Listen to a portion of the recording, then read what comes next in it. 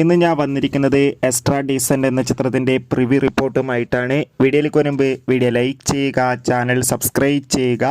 ഈ വരുന്ന ഡിസംബർ മാസം ഇനിയും ധാരാളം ചിത്രങ്ങൾ OTT റിലീസ് ചെയ്യുന്നുണ്ട്. ചാനൽ ഭാഗം പരിശോധിച്ചാൽ നിങ്ങൾക്ക് കാണാൻ വേണ്ടി സാധിക്കുന്നതായിരിക്കും. നേരെ ഇന്നത്തെ വീഡിയോയിലേക്ക് പോകാം.